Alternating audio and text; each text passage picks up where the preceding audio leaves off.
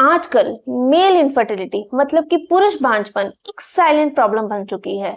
बहुत से लोग फिजिकली फिट दिखते हैं, जिम जाते हैं, पूरी तरह से हेल्दी दिखते हैं, लेकिन जब प्रेगनेंसी प्लान करने लगते हैं तब पता लगता है कि स्पर्म काउंट कम है, मोटिलिटी वीक हो चुकी है और सीमन क्वालिटी पुअर है। तो आज हम बात करेंगे पुरुष बांझपन, मेल इनफर्टिलिटी के क्या कारण है, स्पर्म काउंट क्यों कम होता है, सीमन क्वालिटी पुअर क्यों होती है, इसके हर कारण को जानेंगे और लास्ट में कुछ होम रेमेडी और आयुर्वेदिक इलाज बताएंगे। आयुर्वेद के अनुसार हमारे शरीर में 7 धातुएं होती हैं: रस, रक्त, मांस, मेद, अस्थि, मज्जा और शुक्र।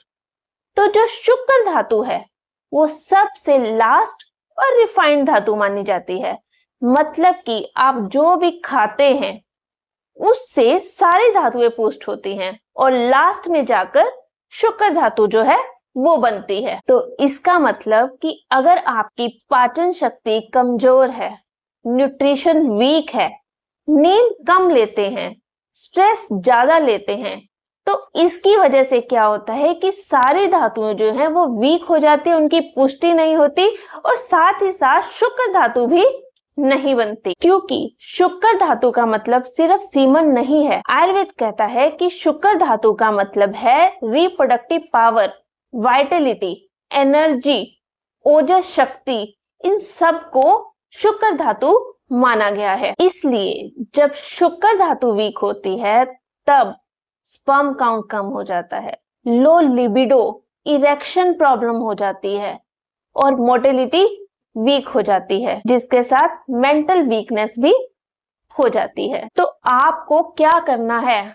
आपको हर उस कारण को समाप्त करना है जो शुक्र धातु को कमजोर करती है। तो सबसे पहले आपको अपनी अग्नि को ठीक करना है, क्योंकि अग्नि मतलब कि पाचन शक्ति अगर कमजोर है तो आम प्रोड्यूस होगा। आम से टॉक्सिन्स प्रोड्यूस होते हैं जो कि डाइजेशन को वीक करते हैं, जिससे हार्मोन डिस्टर्ब होते हैं। तो अगर आपको गैस, ब्लोटिंग, हैवी फीलिंग ऐसी प्रॉब्लम है, ऐसी दिक्कतें आ रही हैं, तो इसका मतलब आपकी जो अग्नि है वो कमजोर है। तो आपको सबसे पहले अपनी अग्नि को ठीक करना है, अपनी पाचन शक्ति को ठीक करना है। इसके बाद आपको स्ट्रेस और एंजाइटी से बचना है, क्योंकि जो स्ट्रेस है वो कोर्टिसोल को बढ़ाता है और कोर्टिसोल जो है वो टेस्टोस्टेरोन को कम करता है, जिससे कि शुक्र का क्षय होता है। मतलब जो शुक्र धातु है वो कमजोर होती है, जिससे लो डिजायर,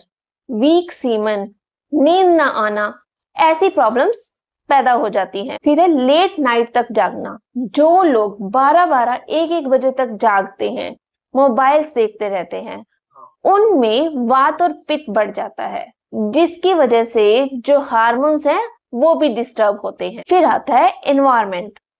जो टेस्टिकल्स होते हैं उसको ठंडा एनवायरनमेंट चाहिए, ठंडा वातावरण चाहिए।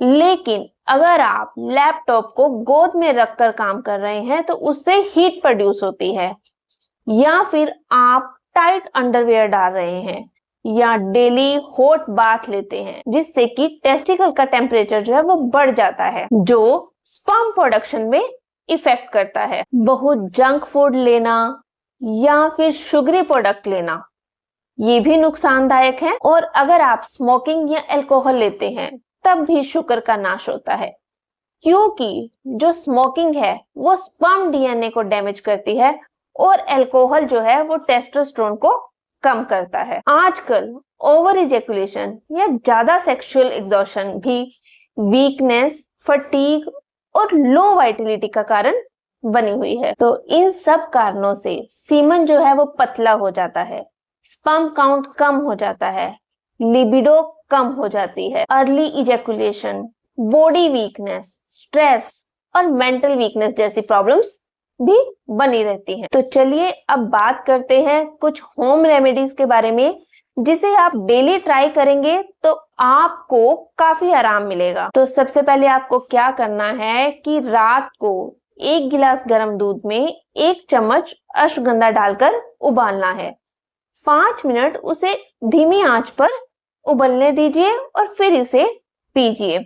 इसे हल्का गर्म ही पीना है। इसके साथ साथ सुबह खाली पेट 5 बादाम और 5 काली किशमिश इसे भिगो कर खाना स्टार्ट कर दीजिए। अपनी डाइट में घी को जरूर ऐड करना है। कोशिश करिए गाय का घी ही इस्तेमाल करिए। इसके साथ साथ पंपकिन सीड लेना शुरू कीजिए। न्यूट्रिशन को बढ़ाइए अपनी लाइफ। इसके साथ साथ आपको 7 से 8 घंटे की स्लीप लेनी है, 30 मिनट वॉक डेली करनी है और मेडिटेशन जरूर करें। फोन वीडियोस, स्मोकिंग, अल्कोहल हो सके इसको अवॉइड कीजिए। साथ साथ कुछ आसन भी करने हैं, जिसमें कि वज्रासन हो गया, भुजंग आसन, सेतुबंध आसन, अनुलोम विलोम, ये जरूर करना स्टार्ट करें। और अगर आपको ज्यादा दिक्कत है तो वाजीकरण चिकित्सा करवाइए।